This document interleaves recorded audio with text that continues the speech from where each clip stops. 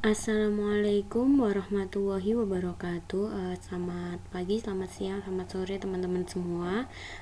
Kita kembali lagi di mata kuliah Pancasila. Pada hari ini kita masuk ke pertemuan ke-8 dengan materi Pancasila sebagai jiwa dan kepribadian bangsa. Setelah pertemuan kemarin, pertemuan 7, kita membahas tentang ideologi dan bagaimana Pancasila itu sebagai ideologi di negara Indonesia. Nah, ini merupakan materi kelanjutannya. Baik, sebelum memulai materi pada hari ini, kita awali dulu pertemuan hari ini dengan bacaan basmalah bersama-sama. Bismillahirrahmanirrahim. Semoga apa yang kita pelajari bermanfaat bagi kita semua. Amin. Baik, selanjutnya, bagi bangsa Indonesia, hakikat yang sesungguhnya dari Pancasila adalah sebagai pandangan hidup bangsa dan sebagai dasar negara.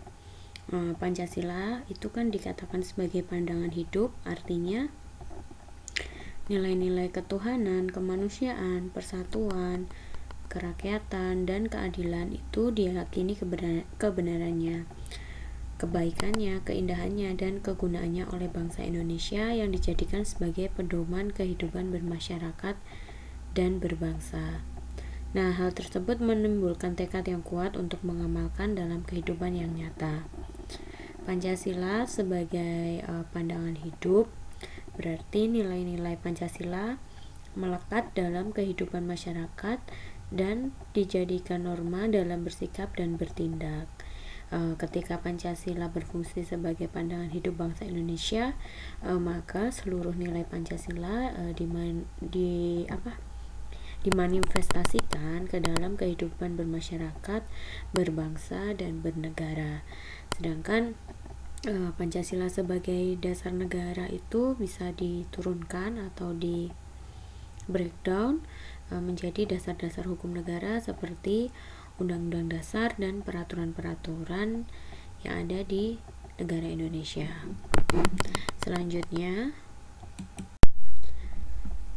sifat nilai luhur Pancasila itu ada dua, yaitu bersifat subjektif dan bersifat objektif. Bersifat subjektif artinya di sini Pancasila merupakan hasil perenungan dan pemikiran bangsa Indonesia. Sedangkan nilai objektif artinya nilai Pancasila sesuai dengan kenyataan dan bersifat universal yang diterima oleh bangsa-bangsa lain yang beradab. Oleh karena itu, karena memiliki nilai yang bersifat objektif universal dan diyakini kebenarannya oleh seluruh bangsa Indonesia, maka Pancasila selalu dipertahankan sebagai dasar negara. Jadi berdasarkan hal tersebut, maka dapat disimpulkan bahwa Pancasila sebagai jiwa bangsa itu memiliki peranan yang sangat penting dalam mengatur kehidupan berbangsa, bernegara, sehingga cita-cita para pendiri bangsa Indonesia tersebut dapat terwujud. Nah, wujud-wujudnya dalam Pancasila merupakan dasar negara yang harus kita hayati dan pahami. Dalam pencapaian rasa nasionalisme yang tinggi, maka kita juga harus memegang teguh asas-asas yang ada di dalam Pancasila. Selanjutnya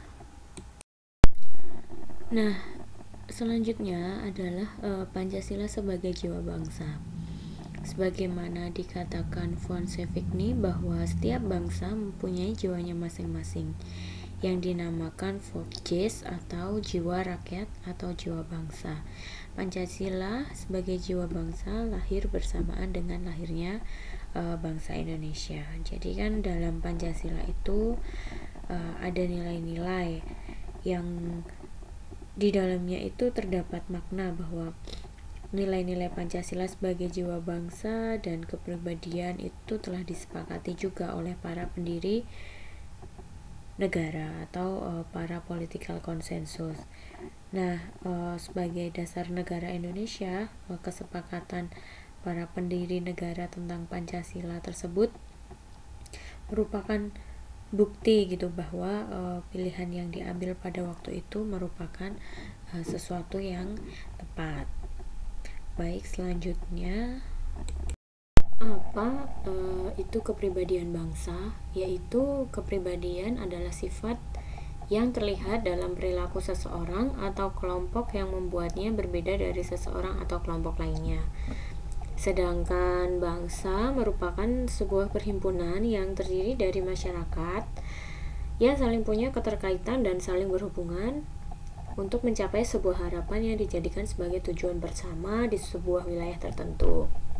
Jadi di sini kepribadian bangsa adalah sifat yang terlihat dalam perilaku sebuah bangsa yang membuatnya berbeda dari bangsa lain gitu. Misalnya kalau di luar negeri gitu, kita dikenal bangsa Indonesia atau orang Indonesia itu dikenal mempunyai kepribadian yang ramah, suka menyapa, suka bertegur, suka senyum gitu. Atau mungkin orang Jepang gitu kan dikenal sebagai orang yang mereka disiplin dalam hal waktu. Nah, hal-hal seperti itu yang merupakan contoh dari sebuah kepribadian bangsa, di mana mereka sebenarnya sudah terbiasa melakukan itu di kehidupan sosialnya, di kehidupan sehari-harinya gitu, sehingga hal itu pula yang ditampilkan ketika mereka pergi ke suatu tempat atau daerah lain, sehingga mereka dapat punya ciri khas lah yang membedakan antara karakteristik bangsa mereka dengan bangsa yang lain. Oke, selanjutnya